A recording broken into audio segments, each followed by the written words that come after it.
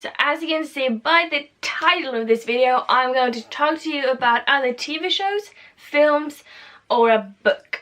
And this is basically something that I am very, very passionate about, especially TV shows and films. And if you know me, you know that I watch a lot of TV shows and a lot of films, which is kind of self-explanatory, saying as I really love it. And because I watch so many TV shows and I rewatch them over and over again, so it's kind of difficult for me to start new ones because I'm obsessed with old ones. Anyway, I thought I would share with you either a film or a book or a TV show with you every week that I highly recommend, and I will go through with you the reasons why I am obsessed with this show or film. So that means when I have a book review or a book haul, which probably won't happen that often, but it might, they will be posted on Wednesdays. And I know I said there will be a new book review on Sunday, but because I started this now, Sunday's book review will now happen on Wednesday next week instead.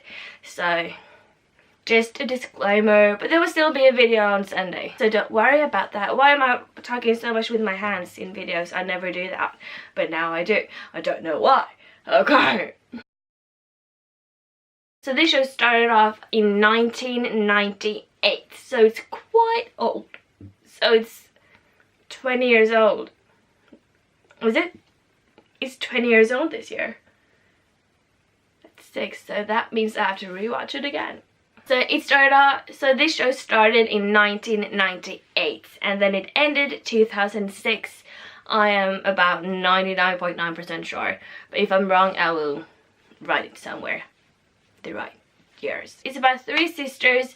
Prudence, or Prue, is the oldest, then comes Piper, and then last but not least Phoebe Halliwell. Prue and Piper, the 2 oldest sisters, they are living at their grandmother's house because the grandmother just passed away, and the goal is, or the idea is, that they're going to sell the house. What Prue doesn't know is that Piper has spoken to Phoebe, who is really on good terms with Prue, that Phoebe could live with them at their grandmother's house. In their grandmother's house, there's an attic, and the attic is always locked. They cannot get it open. They've tried to bend it open. They tried to find a key to open it, but it just doesn't work. Then one day, one glorious day, when Phoebe has arrived, the attic is open. And she walks in there and finds a book. And I'm right, mind blowing, like, it's a book. What can a book possibly do? And she opens this book, and she takes this book. I don't know why I did that, you know how to grab a book. But she grabs it, and it reads the Book of Shadows. Very intriguing, right? She opens it, and she reads out a spell. Well, she doesn't know it's a spell, but she reads it out, and then the magic is released, and the power of 3 has returned. And the power of 3 is basically like the most powerful energy magic source there ever was and ever will be. They had no idea they were witches, but now they do, and they have to adapt to the new lives, and that they have powers, and that they will be fighting evil for pretty much the rest of their lives. And how they're kind of coping with that and mixing that with their normal, like, regular everyday life, like dating and work and friends. Like, there's so much going into it. I really like it. It's full of drama. There's some romance. Stuff happens in the show. Like, stuff really does happen. So there's a handyman. There are angels. There's a white lighter who's basically like he helps them out. He helps them out. So if they need any help, they can call for him, and then he will do the best that he can. He can get some information from the elders. They're like every white lighter's boss, or bosses, because there's multiple of them. Yeah. And they're not immortal, but basically immortal, but not immortal.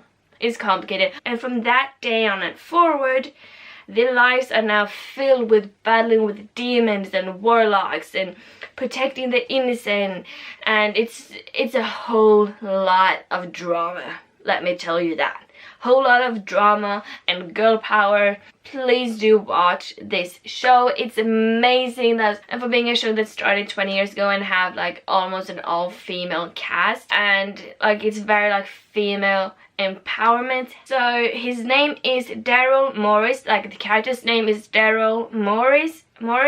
He is in 72 episodes, and the actor's name who plays Daryl, who plays Officer Daryl Morris, is Dorian Gregory.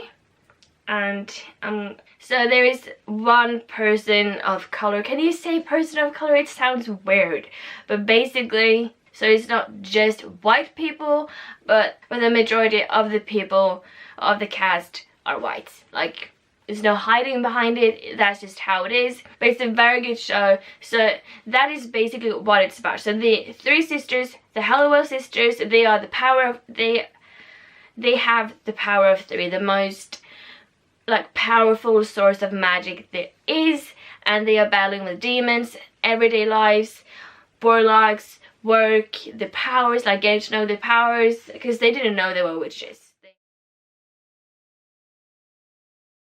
What could have been done better, what I think, or what I like to think would have been differently if it was made now, there would be more people of color in the show, more reoccurring roles with people of color, main characters, people of color, at least more variety of ethnicities and maybe sexual orientations and identities. But I think what we all need to think about is that even though we have come a long way in a very short amount of time, we still, like, we have such a long way to go. And for shows that started off in the 90s and before that, and even in the early 2000s, like, mistakes, like very idiotic mistakes, and some even intentionally made, are still being done that are racist and sexist and homophobic and transphobic, like LGBTQ plus phobic. Can you say that? LGBTQ plus phobic? There's so much more we have to do. A majority of people, I think, didn't think that way